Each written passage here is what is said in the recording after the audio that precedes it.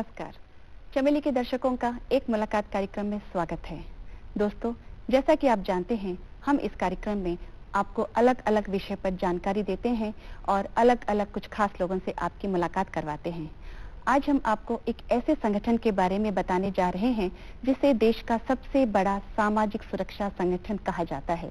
जी हाँ, ये भारत सरकार की कर्मचारी भविष्य निधि संगठन यानी एम्प्लॉयज प्रोविडेंट फंड ऑर्गेनाइजेशन कहलाती है, जो श्रम एवं रोजगार मंत्रालय के अधीन कार्य करती है, यानी ministry of labour and employment.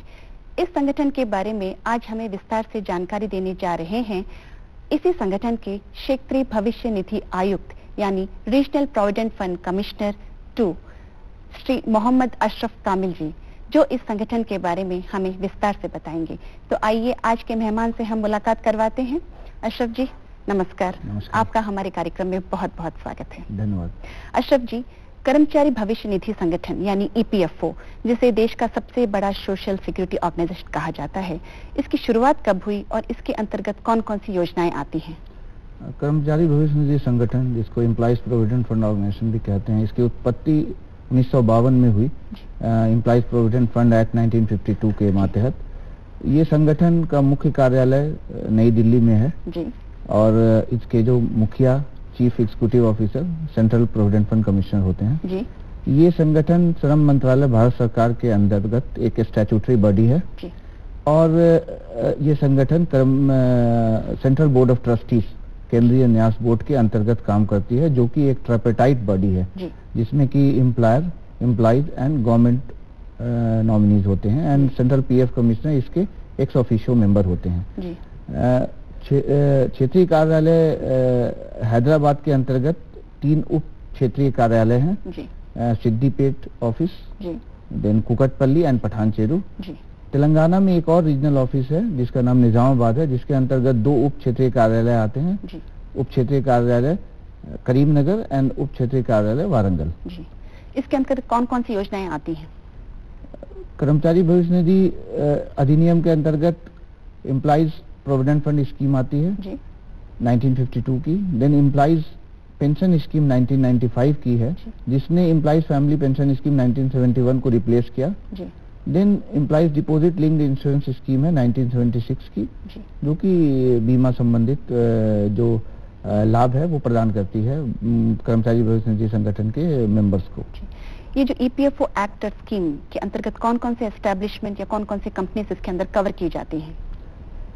Section 13A and 13B 13A of the EPF and MP act में वैसे फैक्ट्री एस्टेब्लिशमेंट्स हैं जो कि शेड्यूल 1 में इंडस्ट्री के तौर पे लिस्टेड हैं। वो सारे जो इंडस्ट्रीज फैक्ट्री एस्टेब्लिशमेंट्स हैं, वो जो भी 20 या उससे ज्यादा व्यक्ति जिसमें काम करते हैं, वो भविष्य निधि संगठन के अंतर्गत आते हैं, भविष्य निधि अधिनियम के अंतर्गत आते हैं।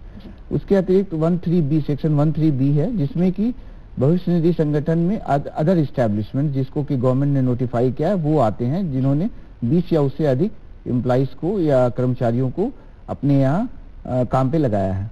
इसके अतिरिक्त सेक्शन 14 भी है, जिसके अंतर्गत अगर majority of the employees and employer साझा रूप से एक निवेदन करते हैं कर्मचारी भविष्य निधि संगठन को कि वे भी एम्प्लॉइज प्रोविडेंट फंड एक्ट अपने स्थापना में, अपने एस्टेब्लिशमेंट में लागू कराना चाहते हैं, तो उनको भी government central PF commissioner notification के जरिए उनके ऊपर भी EPF एंड MP एक्ट 1952 लागू कर सकते हैं, वो भी कवर किया जा सकता है। इसके अतिरिक्त भी सेक्शन 2A है, जिसमें कि कोई भी अगर स्थापना या कंपनी कहीं पर कवर्ड है 20 आदमी या उससे ज्यादा से, और दूसरी जगह उसकी ब्रांच है, सपोज हैदराबाद की कोई कंपनी है, वो 50 आदमी से कवर्ड है, उसकी ब्रांच नागपुर में है जिसमें सिर्फ 10 व्यक्ति है, तो वो भी जिस दिन से वो नागपुर की ब्रांच शुरू होगी, उसी दिन से वो कंपनी PF एक्ट के अंदर जरूरी रूप से लागू हो जाएगा उस पे। इसमें कोई भी ये नहीं है कि वो 20 आदमी है या नहीं, बिकॉज 20 आदमी से ऑलरेडी कवर्ड है उसका मुख्य स्थापना। जी, जैसे कि आपने बताया कि EPFO के अंतर्गत 3 योजनाएं चलाई जाती हैं। जो पहली योजना है EPF स्कीम, इसके बारे में हमें कुछ बताइए। EPF स्कीम कर्मचारी भविष्य निधि योजना है, जो कि 1952 में आई और समय समय पे इसमें अमेंडमेंट्स हुए। इसमें मुख्यतः हम जो एम्प्लॉइज हैं उनके ओल्ड एज रिटायरल बेनिफिट्स, उनके वर्किंग पीरियड में उनके जो डिफरेंट रिक्वायरमेंट्स हैं, जो ज़रूरतें हैं, उसको ध्यान में रखते हुए योजना बनाई गई है, गवर्नमेंट ने बनाई है। और समय समय पे उनको जो है आर्थिक जो भी एडवांसेस है या ये सब दिए जाते हैं। उसमें 68B है, पारा 68B of the EPF scheme, जिसके अंतर्गत उन्हें हाउसिंग के लिए या फ्लैट परचेज के लिए या जमीन खरीदने के लिए लोन दिया जाता है, जो कि नॉन रिफंडेबल लोन है। इसके अतिरिक्त 68H है, जिसमें कि अगर फैक्ट्री लॉकआउट हो जाता है तो उनको उनके भविष्य निधि के अंशदान से कर्मचारी के वो क्षेत्रीय आयुक्त या जो भी अधिकारी इसके लिए बनाए गए हैं वो उन्हें लोन एडवांस देते हैं। इसके अतिरिक्त 68J है, जिसके अंतर्गत अगर व्यक्ति बीमार पड़ जाता है तो वैसी स्थिति में भी उनको एडवांस दिया जाता है। उसके अतिरिक्त 68M है, सपोज इलेक्ट्रिसिटी पावर कट है, उस अवस्था में भी उनको दिया जाता है एडवांसेस। उसके अतिरिक्त 68L भी है, जिसमें अगर कोई नेचुरल कैलामिटी है या एक्स्ट्रा ऑर्डिनरी सिचुएशन है, फ्लड्स है, तो उस अवस्था में भी उनको एडवांस दिया जाता है।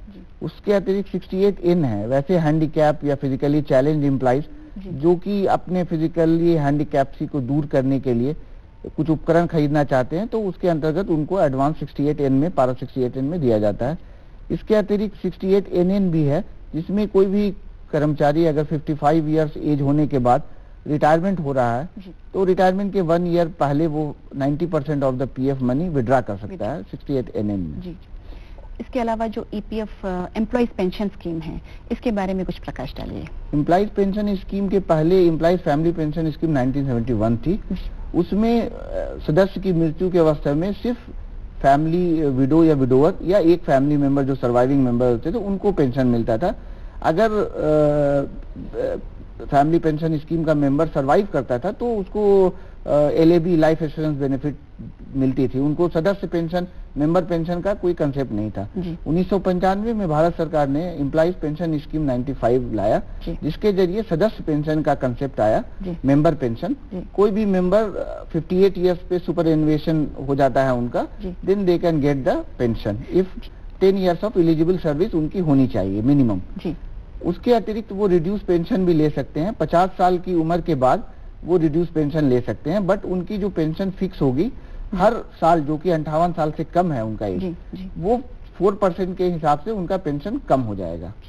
इसके अतिरिक्त सदस्य के मृत्यु के अवस्था में विडो पेंशन दिया जाता है, जो कि मेंबर पेंशन जो फिक्स होता है उसका 50% है। अभी subject to the minimum of 1000 हो गया है ये। उसके अतिरिक्त 2 चिल्ड्रेन को भी साइमल्टेनियसली 25 ईयर्स तक मिलेगा। सपोज 4 या 5 बच्चे हैं तो पहला बच्चा जब 25 साल की उम्र प्राप्त कर लेगा तो थर्ड चाइल्ड को ऑटोमेटिकली ये मिलना शुरू हो जाएगा। लाइक दैट अगर 4-5 चिल्ड्रेन है तो it will run like that. उसके अलावा सपोज मेंबर और उनकी विधवा या विडो और विधवा दोनों का देहांत हो चुका है तो ऑर्फन पेंशन भी मिलता है, जो कि विडो पेंशन का 75% होगा।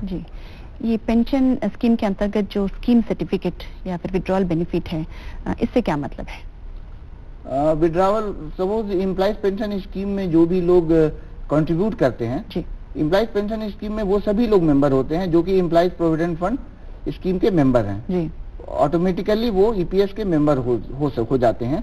तो जिन लोगों ने 10 साल की सेवा की है और उनका 50 साल की आयु नहीं हुई है ताकि वो रिड्यूस पेंशन प्राप्त कर सके, या 58 ईयर्स उनका नहीं हुआ है जिससे वो सुपर एनुएशन पेंशन प्राप्त कर सके, वैसे लोग 10 साल की अगर नौकरी उनकी है या कम भी है तो वो स्कीम सर्टिफिकेट ले सकते हैं, जो कि अगर दूसरी स्थापना या एस्टेब्लिशमेंट में काम करते हैं तो वो सर्विस जोड़ करके 50 साल या 58 साल प्राप्त करने पर वो पेंशन के लिए अप्लाई कर सकते हैं और ये सारी सर्विस जोड़ करके उनको पेंशन बेनिफिट मिलेगी।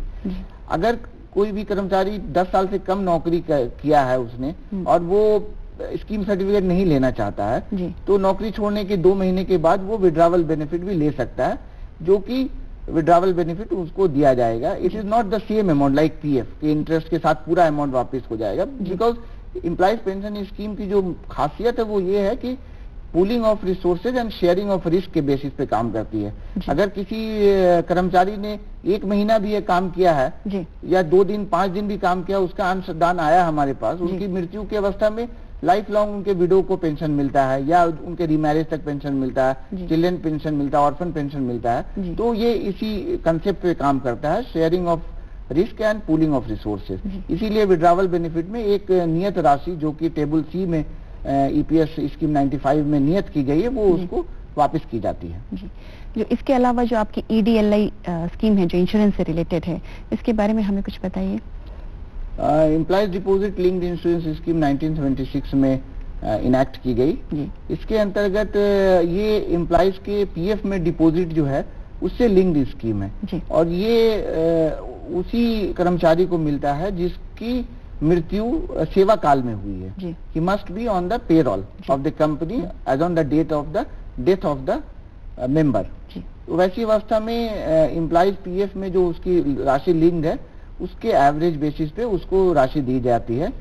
ये राशि 1,30,000 अधिकतम राशि थी, लेकिन अभी 16/8/2014 को अमेंडमेंट करके ईडीएलआई एक्ट में इसकी राशि को बढ़ा के 3,60,000 कर दिया गया है। सॉरी 22/8/2014 22 अगस्त 2014 में अमेंडमेंट करके इस राशि को 3,60,000 कर दिया गया है। पहले ये राशि सिर्फ 1,30,000 थी अधिकतम राशि, अभी इसे बढ़ा दी गई है। ये इसको बढ़ा करके 3,60,000 कर दिया गया है। अशरफ जी, ईपीएफ एक्ट एंड स्कीम में जो लेटेस्ट अमेंडमेंट्स हुए हैं, हाल ही में हमने सुने हैं बहुत सारे अमेंडमेंट्स हुए हैं, तो ये अमेंडमेंट्स क्या हैं? Latest amendments EPF and MP act में किया गया है। इसमें सबसे पहले तो जो वेज सीलिंग थी, वेज सीलिंग वो चीज है जिसमें कि अधिकतम बेसिक एनडीए ऑन विच जिसपे अंशदान करता है नियोक्ता, एस्टेब्लिशमेंट और एम्प्लॉयर, वो पहले 6500 रुपये थी, जिसपे कि वो पीएफ वेजेस कहलाती थी। उस पे उसको पीएफ देना जरूरी होता था। अगर कोई व्यक्ति किसी कंपनी में 6500 रुपये से ज्यादा पे बेसिक और डीए जो पीएफ वेजेस है section 2B of the EPF act में जो बेसिक वेज डिफाइन किया गया है, उससे अधिक पे अगर नौकरी ज्वाइन करता था तो वो एक्सक्लूडेड एम्प्लॉय कहलाता था। तो इस सीमा को 6500 से बढ़ा करके 1 सितंबर 2014 से 15,000 कर दिया गया है। इससे ये फायदा ये हुआ है कि बहुत सारे और भी व्यक्ति कर्मचारी जो कि एक्सक्लूडेड की सीमा में चले आते थे, बिकॉज उनका पीएफ वेजेस जो है बेसिक डीए मोर देन 6,500 या 15,000 था, 6,500 था, वो सभी कवर हो जाते हैं, कवर हो जाएंगे। इसके अतिरिक्त गवर्नमेंट ने सितंबर 2014 से पेंशन की राशि 1 वर्ष के लिए बढ़ा करके न्यूनतम 1,000 गारंटी कर दी है। पहले ये पेंशन फिक्सेशन के हिसाब से उनको मिलता था, इट में भी 100, 200, 500 आल्सो, बट अभी कम से कम मिनिमम राशि 1,000 रुपया कर दी गई है। ये राशि अगर विडो को मिलती है तो उसके अतिरिक्त चिल्ड्रन पेंशन को अलग राशि मिलती है। ये तो हो गई सदस्यों की बारे में। इसके अतिरिक्त अभी और भी अमेंडमेंट्स हुए हैं, जैसे कि बीमा employees deposit linked insurance scheme, उसकी राशि भी बढ़ा करके, जैसे मैंने बताया, इसको बढ़ा करके 22 अगस्त 2014 में 3,60,000 कर दी गई है। इसके अतिरिक्त इंटरनेशनल वर्कर्स के प्रोविजंस ऐड किए गए हैं, जो कि पहले इंटरनेशनल वर्कर्स नहीं होते थे। तो इंटरनेशनल वर्कर्स में ये मैं विस्तार में बाद में बताऊंगा, बट इंटरनेशनल वर्कर भी एक नया अमेंडमेंट है जो कि बाहर से जो व्यक्ति आते हैं दूसरे देश के, जो कि इंडिया के पासपोर्ट होल्डर नहीं है, वो सभी इंटरनेशनल वर्कर की कैटेगरी में आते हैं, तो उनको भी पीएफ का अंशदान करना जरूरी हो गया है अभी। अशरफ जी, ये तो बातें हो गई सदस्यों के बारे में। अगर कोई संस्थान, अगर कोई एस्टैब्लिशमेंट सदस्यों की रकम जमा करने में अगर चूक जाती है या डिफॉल्ट हो जाती है, तो उस पे आपका ऑर्गेनाइजेशन क्या एक्शन लेता है? कर्मचारी भविष्य निधि संगठन एम्प्लॉइज प्रोविडेंट फंड ऑर्गेनाइजेशन के अंतर्गत हमने बताया कि 13A एंड 13B में factory establishment and other establishments आते हैं, और ये जो शेड्यूल है उसको नोटिफिकेशन के जरिए गवर्नमेंट जो है बढ़ाती रहती है, नए नए एस्टैब्लिशमेंट्स को इसके अंतर्गत लाती रहती है। इसके तहत बहुत कंपनीज को हर महीने प्रोविडेंट फंड का अंशदान करना पड़ता है। 12% एम्प्लॉइज का शेयर उनको सैलरी से डिडक्ट करना पड़ता है, 12% एम्प्लॉयर कंट्रीब्यूट करता है, और एम्प्लॉयर का जो 12% कंट्रीब्यूशन होता है उसका 8.33% पेंशन फंड में जाता है। उसके अतिरिक्त भी नियोक्ता को 1.10% एडमिनिस्ट्रेटिव ईपीएफ एडमिनिस्ट्रेटिव चार्जेस देने होते हैं, 0.5% ईडीएलआई चार्जेस देने होते हैं। उसके अतिरिक्त 0.05% अगर ये चूक जाती है, ये देना पड़ता है। वो अगर चूक जाते हैं तो प्रावधान किया गया है ईपीएफ एंड एमपी एक्ट में, सेक्शन 7A एक अर्धन्यायिक प्रक्रिया है, क्वासी जुडिशियल इंक्वायरी है जी, जो कि सिविल प्रोसीजर कोड 1908 के अंतर्गत एक न्यायिक प्रक्रिया है, जिसके अंतर्गत 2 प्रकार की चीजें निर्धारित की जाती हैं। पहला, अगर हमने किसी कंपनी को या एस्टेब्लिशमेंट को पीएफ एक्ट लागू किया, 20 हमारा मानना है डिपार्टमेंट का ईपीएफओ का कि उसमें 20 आदमी काम करते हैं और उस पर प्रोविडेंट फंड एक्ट लागू है, तो बहुत सारी कंपनी उस पर डिस्प्यूट करती हैं, विवाद करती हैं कि ये कंपनी हमारे प्रोविडेंट फंड के अंतर्गत नहीं आती हैं, आप इसको लागू नहीं कर सकते। तो सेक्शन 7A के अंतर्गत वो डिसाइड किया जाता है कि ये कंपनी प्रोविडेंट फंड में लागू हो सकती है, नहीं हो सकती, ईपीएफ एंड एमपी एक्ट इस पे अप्लाई करता है, नहीं करता है, वो बातें डिसाइड होती हैं। इसके अतिरिक्त जो कंपनी प्रोविडेंट फंड एक्ट में लागू है उसके ऊपर, और वो डिस्प्यूट नहीं कर रही है कि प्रोविडेंट फंड एक्ट उन पे लागू नहीं होता, बट किसी कारण से वो प्रोविडेंट फंड का जो कंट्रीब्यूशन है वो टाइम पे, समय पे वो जमा नहीं करा रही हैं, तो वैसी स्थिति में सेक्शन 7A के अंतर्गत वो बकाया को एसेस किया जाता है। ये बिल्कुल लीगल होता है एक्शन। या it is a quasi judicial inquiry और it is determined, the amount is determined and 15 days time is given to the employer to pay the money. If he is dissatisfied, he can even appeal before the tribunal, which is in Delhi, and recently also Bangalore में tribunal गठित करने के लिए अधिसूचना government ने जारी की है। तो इसमें ये निर्धारित करने के बाद क्या होता है कि अगर कंपनी ने 15 दिन में पैसा नहीं जमा किया तो section 8 to 8G of the act में पैसा कैसे वसूला जाए उसके बारे में, कार्रवाई के बारे में सारी विवरण दिया हुआ है। तो यूजुअली करंट डिमांड होता है, जब फाइनेंशियल ईयर में हम एसेस करते हैं पैसे को तो it become the current demand. तो करंट डिमांड को हम एसेस करने के बाद एटीएफ बैंक अटैचमेंट या अगर थर्ड पार्टी से ड्यू है उस एम्प्लॉयर को, we can attach and get the money and his liability will be absolved of. इसके अतिरिक्त फाइनेंशियल ईयर क्लोज होने के बाद 31 मार्च को वो करंट डिमांड जो होता है वो अरियर डिमांड में कन्वर्ट हो जाता है। देन 8B सर्टिफिकेट इशू किया जाता है जिसको रेवेन्यू रिकवरी सर्टिफिकेट बोलते हैं, और उसको रिकवरी के लिए डिपार्टमेंट के पास इनकम टैक्स शेड्यूल 2 और 3 में 1961 के एक्ट में जो पावर्स हैं रिकवरी के, वो सारे के सारे power as it is EPF act में दिए गए हैं, जिसमें कि हम जो जिस कंपनी का एरियर है, बकाया है और उन्होंने जमा नहीं किया है, उस कंपनी के नियोक्ता को हम अरेस्ट कर सकते हैं और इम्प्रिजन कर सकते हैं, सिविल इम्प्रिजनमेंट में 6 महीने तक के लिए। इसके अतिरिक्त उनकी जो प्रॉपर्टी है, पहले हम कंपनी की प्रॉपर्टी को अटैच करते हैं और सेल करके बकाया को वसूल करने का प्रयास करते हैं। अगर कंपनी की प्रॉपर्टी से हम बकाया वसूल नहीं कर पाते हैं, देन नियोक्ता जो एम्प्लॉयर होते हैं उनकी पर्सनल प्रॉपर्टी को भी अटैच करके बकाया वसूल किया जा सकता है। इसके अतिरिक्त अगर बहुत सारी कंपनी बंद हो जाती है और वो दूसरी जगह एम्प्लॉयर लोकेट हो जाते हैं, सपोज हैदराबाद की कंपनी है, कंपनी पूरी तरह बंद हो गई, यहाँ पे कोई भी ट्रेसेबल नहीं है और कंपनी का मालिक सपोज दिल्ली में रह रहा है, तो ऐसी सूचना में या कंपनी के मालिक है या कंपनी की कुछ प्रॉपर्टी दिल्ली में है, तो सेक्शन 8C के तहत हम सर्टिफिकेट 8B सर्टिफिकेट को ट्रांसफर कर सकते हैं दिल्ली, और दिल्ली में जो रिकवरी ऑफिसर होते हैं, वसूली अधिकारी, वो सारे पावर्स रिकवरी के इस्तेमाल करके बकाया को वसूल करने का प्रयास करते हैं। ईपीएफओ में कंप्यूटराइजेशन की क्या स्थिति है? ईपीएफओ को कंप्यूटराइजेशन काफी तीव्र गति से चला है, और जब से संगठन की उत्पत्ति हुई 1952, उसके बाद जब कंप्यूटराइजेशन भारत में आया तब से EPFO was a leading organisation जिसमें कि कंप्यूटराइजेशन हुआ।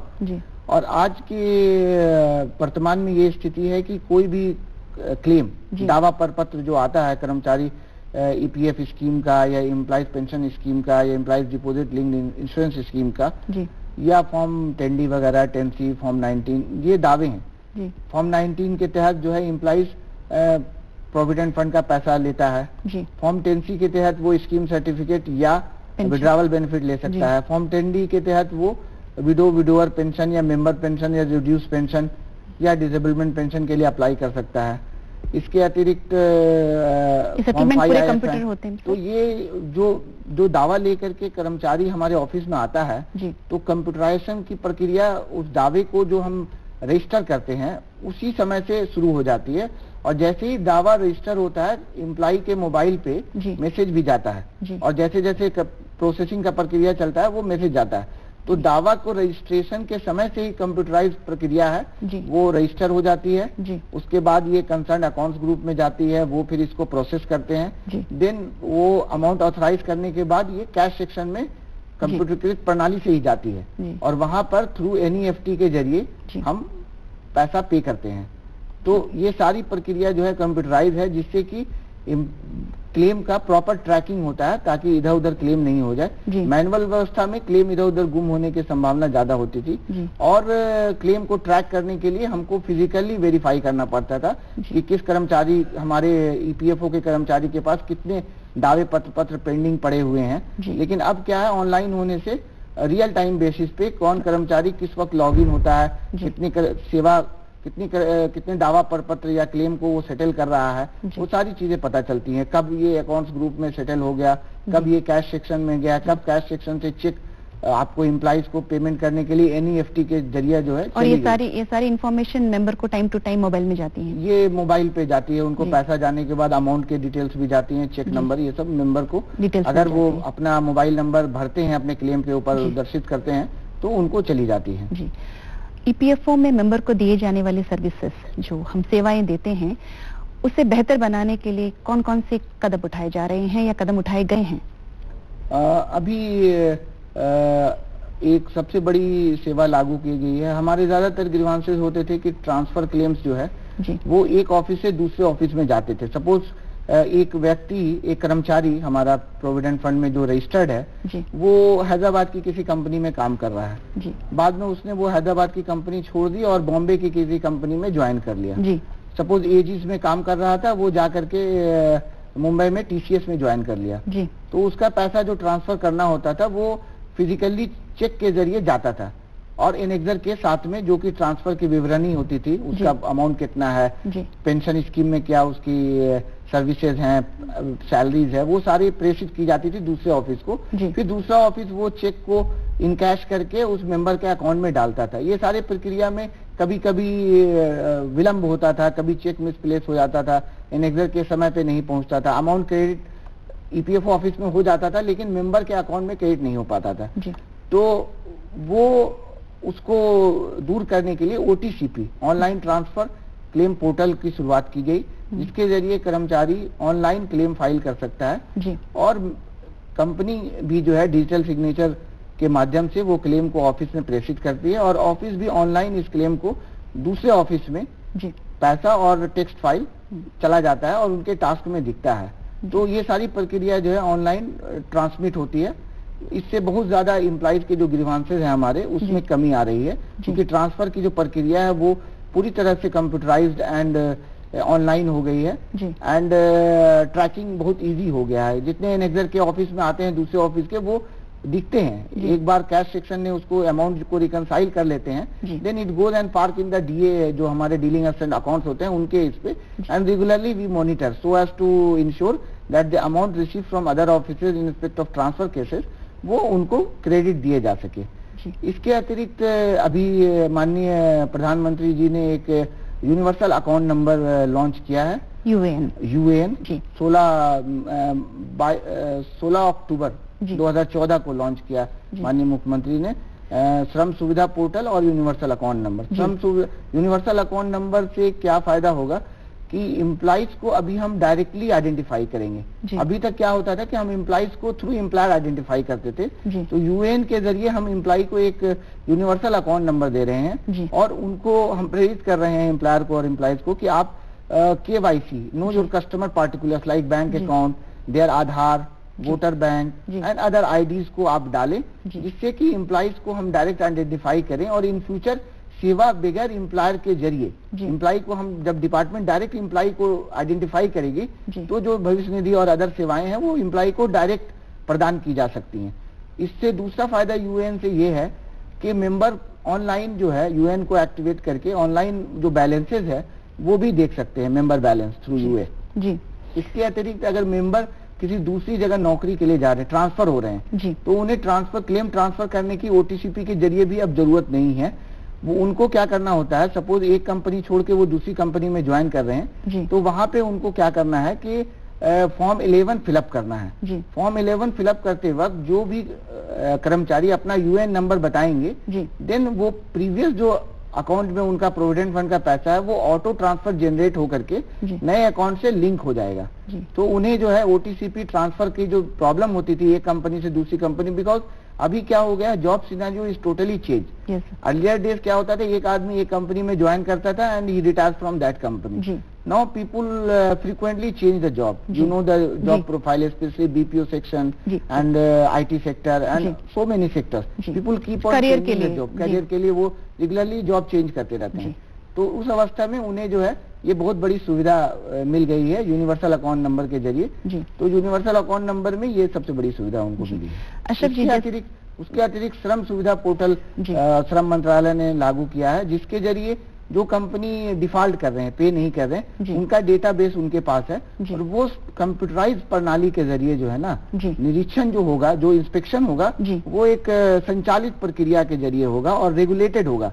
ऐसा नहीं है कि पीएफ इंस्पेक्टर को जहां मन हो रहा है वहां इंस्पेक्शन कर रहे हैं। इसके लिए एक प्रक्रिया बना दी गई है, जिसके जरिए श्रम सुविधा पोर्टल से वो ईपीएफओ को आता है, ईपीएफओ इसको प्रेषित करता है रीजनल ऑफिस या सब रीजनल ऑफिस को, वहां पे नोडल ऑफिसर हैं और नोडल ऑफिसर इसको फिर कंसर्न जो पीएफ इंस्पेक्टर्स हैं उनको अलॉट करते हैं। देन दो go and visit the establishment, inspect करके उसका जो रिपोर्ट है वो श्रम सुविधा पोर्टल में डायरेक्ट अपलोड करते हैं और उसकी एक हार्ड कॉपी ऑफिस को जमा करते हैं। इसके अलावा श्रम मंत्रालय ने लिन लेबर आइडेंटिफिकेशन नंबर भी दिया है। इससे क्या हो रहा है कि पीएफ में कवर्ड इस्टेब्लिशमेंट है, स्थापना ईएसआईसी में कवर्ड है, लेबर डिपार्टमेंट से कवर्ड है। इस तरह से जो विविध लेबर रिलेटेड जो कानून है, लॉज है, उसमें जो कवर्ड इस्टेब्लिशमेंट है उनको single identification number, labour identification number प्रदान किया गया है। बहुत सारी इंप्रूवमेंट हो गई है। LIN के जरिए क्या होगा कि आप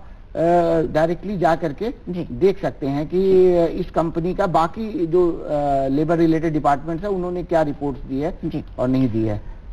अशरफ जी, जाते जाते हम आपसे एक आखिरी सवाल पूछना चाहेंगे। आप हमारे सदस्यों को या हमारे कर्मचारियों को क्या सलाह देना चाहेंगे या क्या संदेश देना चाहेंगे?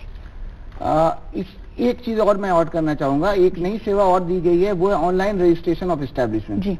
पहले क्या होता था कि एस्टेब्लिशमेंट को पीएफ या तो इंस्पेक्टर लेके आते थे या उनको दफ्तर में जमा करना पड़ता था कवरेज प्रोफार्मा और उनको पीएफ कोड नंबर इशू किया जाता था। इस प्रणाली में बहुत सारी कंप्लेंट्स आती थी कि हमको टाइम पे कोड नंबर नहीं दिया जा रहा है, but now it is online so they can register it. हम एम्प्लॉइज और एम्प्लॉयर से यही निवेदन करना चाहेंगे कि यूएन को, एम्प्लॉइज को स्पेशली यूएन को आप एक्टिवेट करें और मेंबर पासबुक में जा करके देखें आपका लेटेस्ट जो भी ये है।